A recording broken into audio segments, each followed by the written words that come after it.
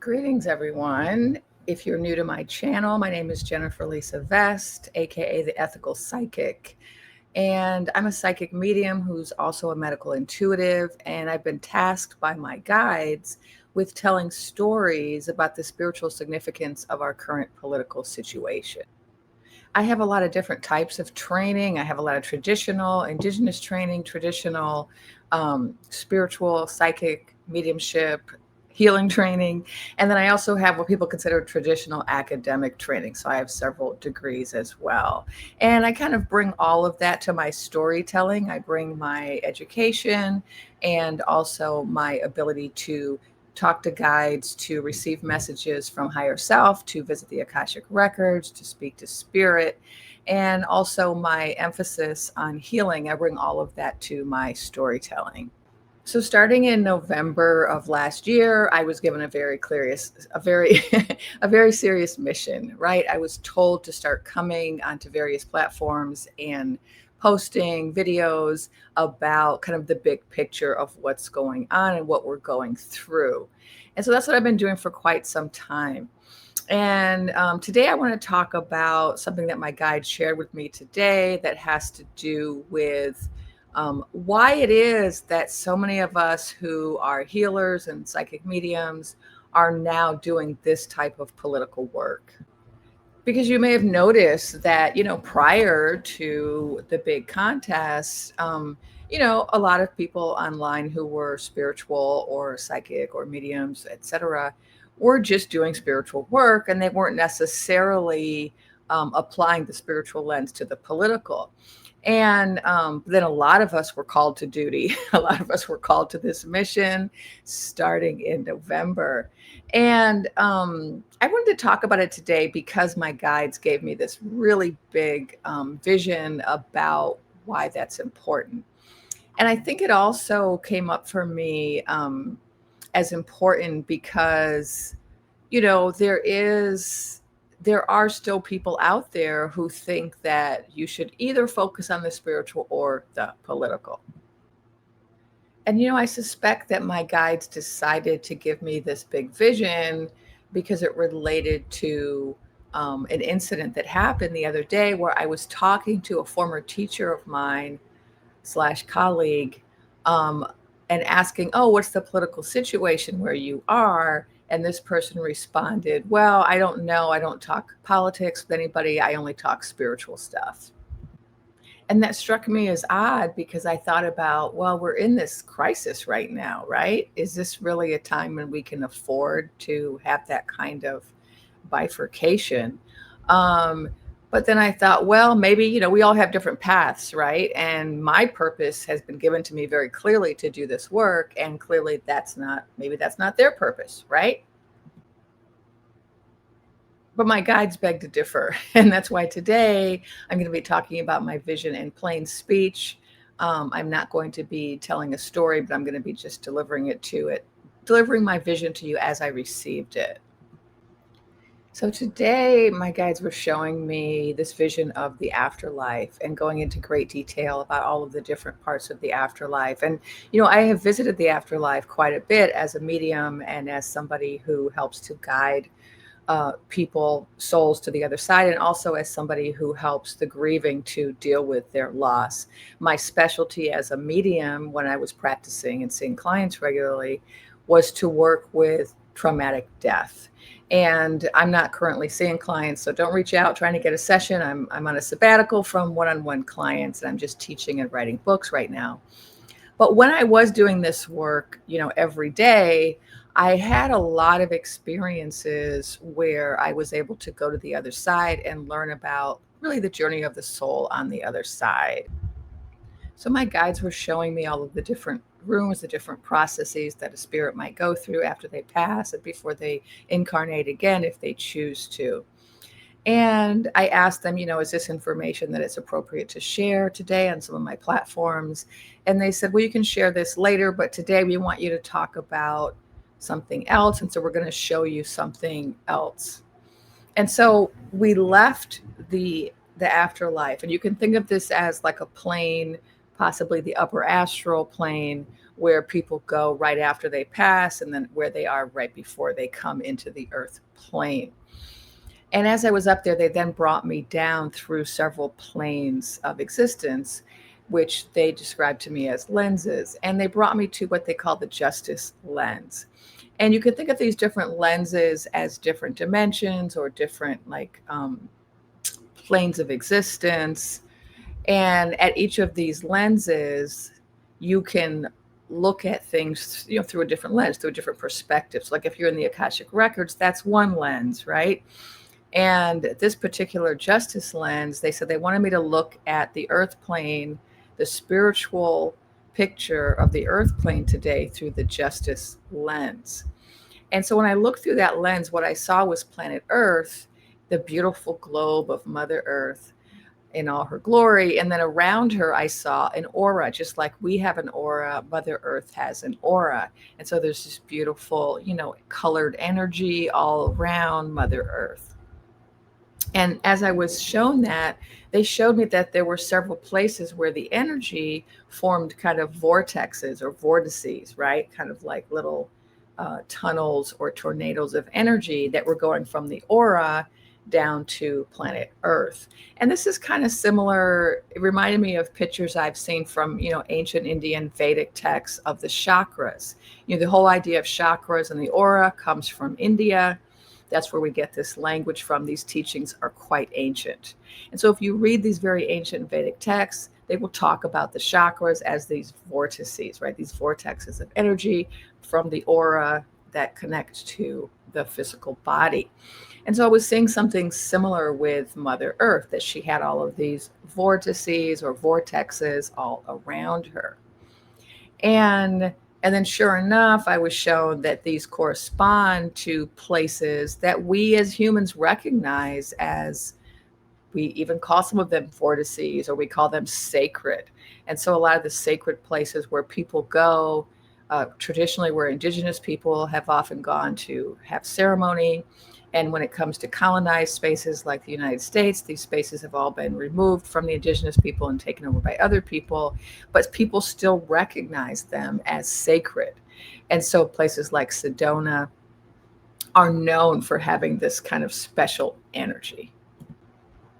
So they were showing me all of these special places, all of these sacred places, and they were saying, if the people who want to help humanity raise their consciousness were to gather in these sacred spaces and kind of concentrate their desire, their goal to raise the vibration of the planet, it would be really powerful. It would be more powerful than just people scattered all over the planet doing that work. If people were to congregate in these sacred spaces. And of course, these sacred spaces are all over the globe, right? There's lots of them everywhere.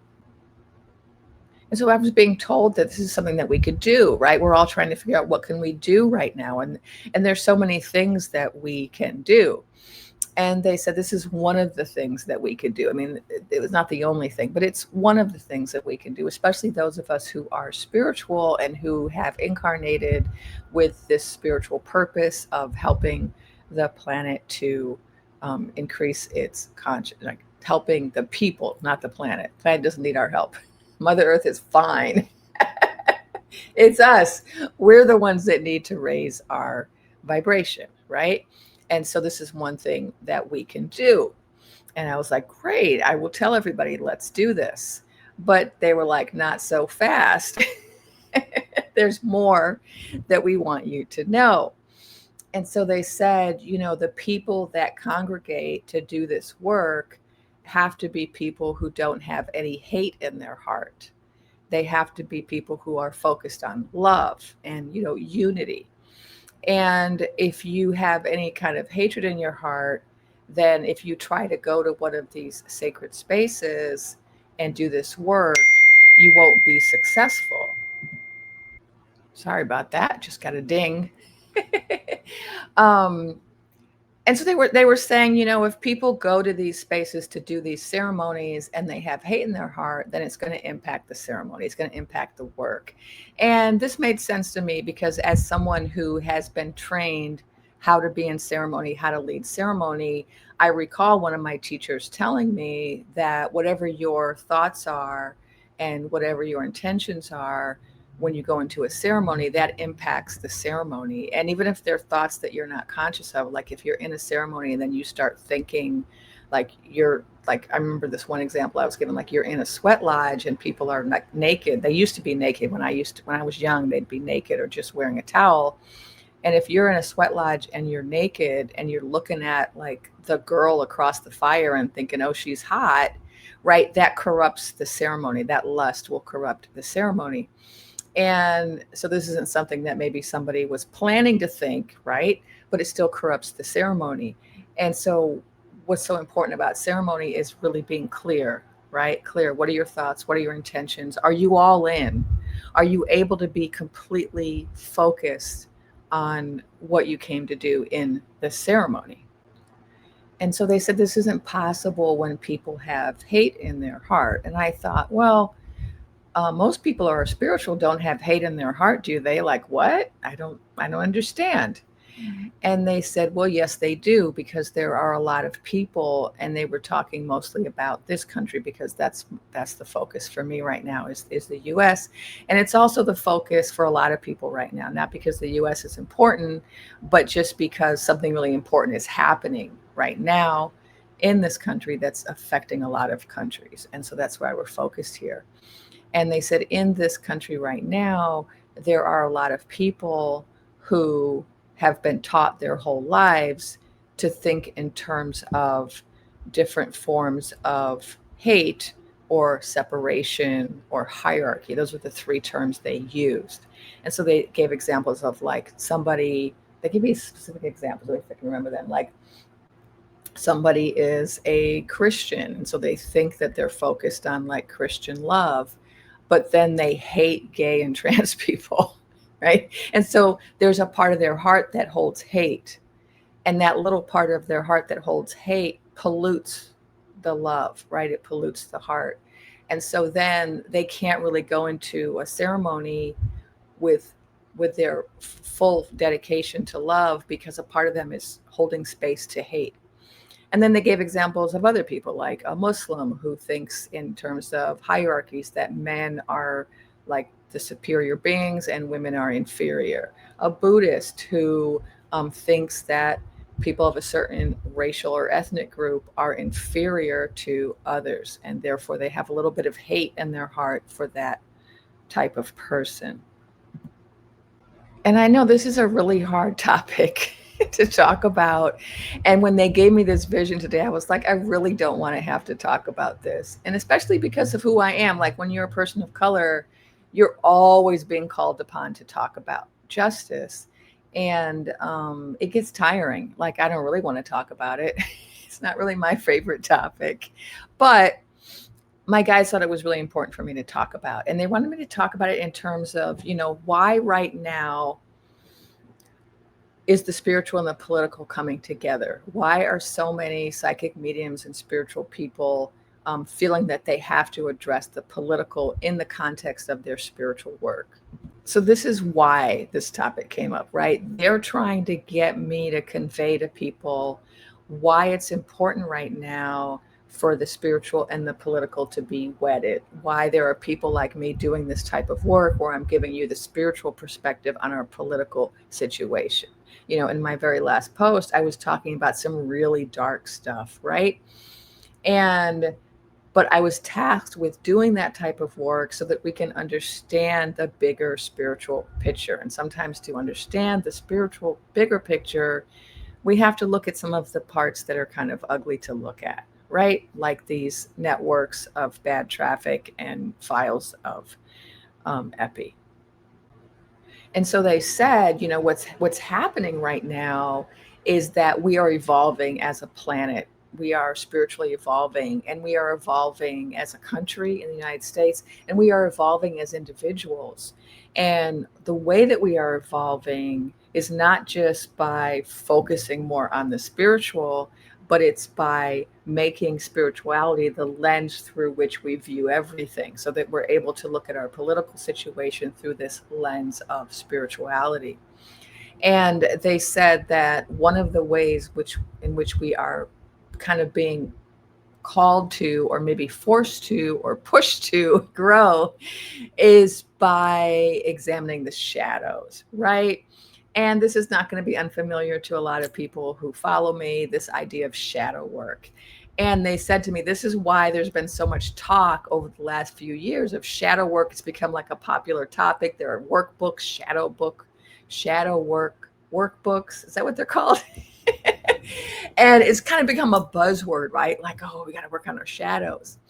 And what they said was, this is really good. And this was a part of the preparation for this moment, was for people to start doing that kind of personal, emotional work on shadows. But that was just the beginning, because they were saying it's a lot easier to just kind of look in the mirror and look at your own shadows with regard to, say, your personal relationships and your family or your partnership, or even your work colleagues, right? But it's a lot harder. How did they put it? It's a lot harder to see kind of really dramatic examples of shadow work, and then to recognize how you might be maybe a little bit complicit in that. That's much harder for us to do, right? So I can own, oh yeah, I have this type of relationship with my parents, and it's created these certain attitudes and behaviors that I need to reevaluate, right? And I need to pull that shadow to the surface and like purge it from my system. But it's a lot harder to be kind of in the midst of an apocalypse, a crisis, a crime, and to be shown kind of super egregious examples of shadow. And then to still look at that and say, okay, how does that relate to me? That's really hard. It's really hard. And, give yourself a moment. Even as I'm bringing it up, it might be hard to hear what I'm saying. So, I mean, just like give yourself a moment and just breathe, and give yourself some time to think about what I'm saying before you have a reaction to it, right? Um, because even as I was getting this vision, right, it was hard. It was hard to have the vision, to have them explaining this to me. And I was like, okay, tell me more. Do I want to know more? I don't think I want to know more. But, this is my job. I signed up for this. So, okay, keep the teaching coming, right? So then they were talking about the current political climate in the United States, and how this is why we have the circus in town. This is why the circus is in town. If we look at our cast of characters, our circus characters, right, the head clown and all of the other clowns, what we notice about them is they're kind of like caricatures, right, of just extremely bad behavior. And so we have the head clown who, was accused by like 40 different women of SA, right? It wasn't like one or two, it was just dozens. And then was convicted of multiple crimes. And, and, I'm laughing because it's absurd, right? It's kind of absurd. Like, he's a caricature of, like, if you're religious, if you're what is it, Catholic? I don't know, Christian, all the sins, right? Or all of the, if you're a therapist, like all of the wounds, all of the, what are the words? Behavioral diagnoses, all of the, right? They're caricatures of, they're extremes, right? We look at someone like Adolf Milkman, right? He's like a Goebbels reborn, right? From the third decade of the 1900s, from the land of bratwurst, right? He's like a reincarnation of that. It's just very, very, very extreme. Like, if you saw him give his speech recently at a certain big event that was held in Arizona, he people who do analysis of those things said he actually was kind of plagiarizing that character from that time period and using the same language. And so this is like an extreme caricature, right, of somebody who really has a lot of hatred in his heart for certain races. And then you have like this extreme rhetoric from like Starboy Leon that's anti like transformer people, right? So with a transformer child, right? So we have these like caricatures, right?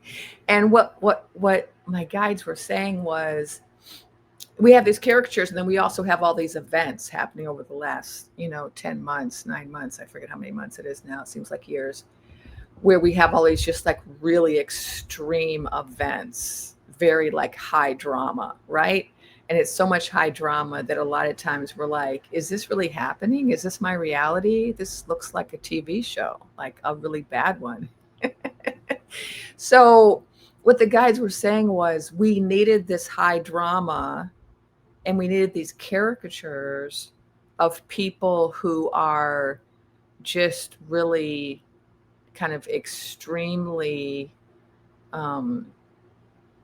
shadow people, right? People just who are consumed by shadows, by hatred, right? That they just have more hate in their heart than love. And we needed to see that. And that the reason that has to happen is because it's causing everything to be revealed about our country, stuff that was hidden or that was kind of just under the surface, and stuff that people were willing to try kind of overlook, that certain people were willing to overlook. And this is the really hard part. I know it's probably already hard, but the more I have to share about this, the harder it will be to hear.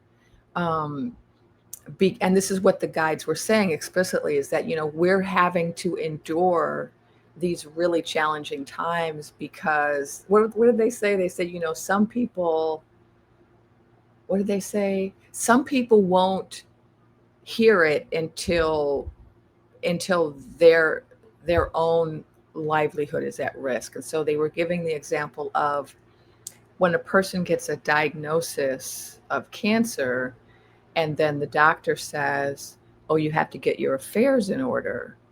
And prior to them getting that diagnosis, they weren't concerned about getting their affairs in order, even though they could have got hit by a bus tomorrow, right?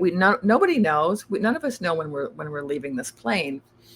And so shouldn't we all have our affairs in order just in case?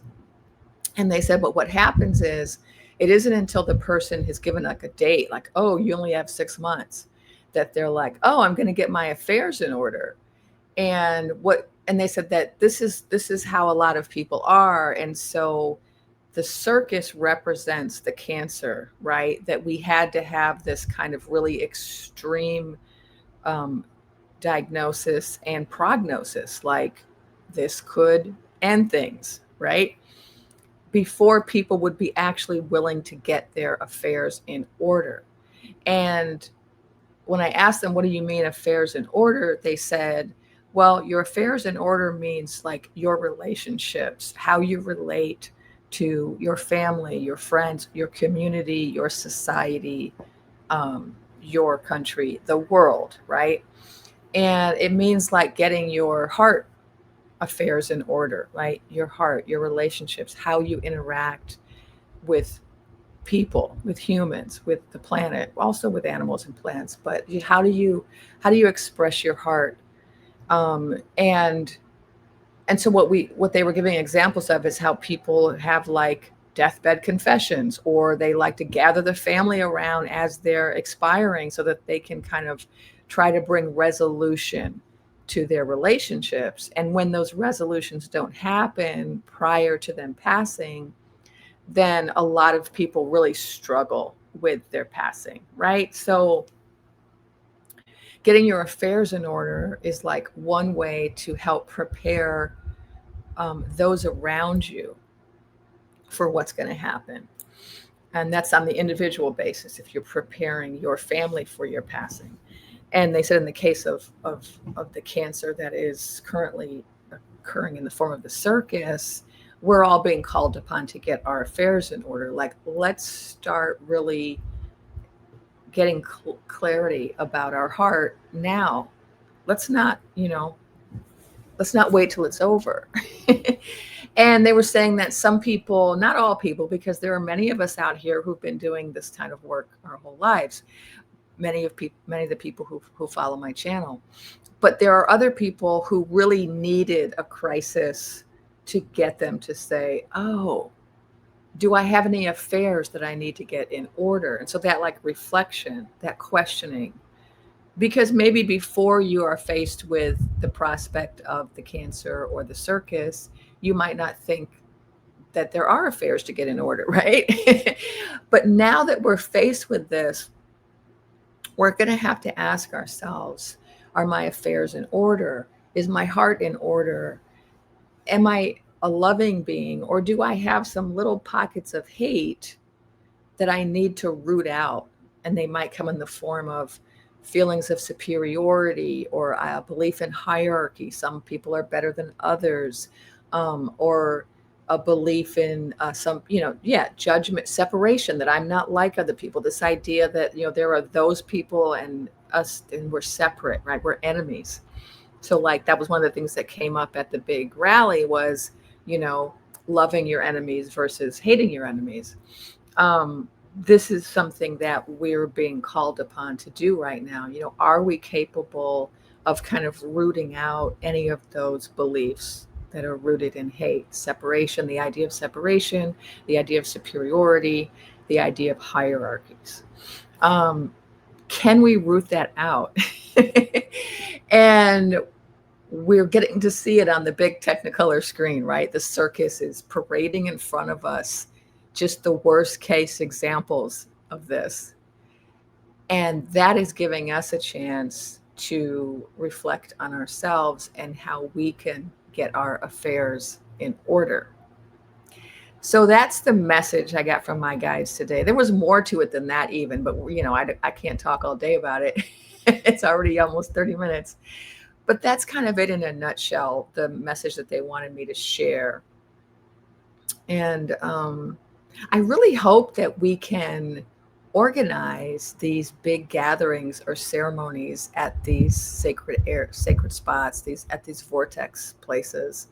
I think it would be really powerful. And so I hope maybe someone's already doing this. If not, then let's start doing this. If you're someone out there who knows how to organize things like this, or you have a community, you want to stage a retreat or whatever, like let's make this happen. And thank you to everybody who follows me, who likes, who subscribes, who shares my videos with others. I really appreciate you. And I do read all the comments, and I really appreciate all the comments. So thank you so much.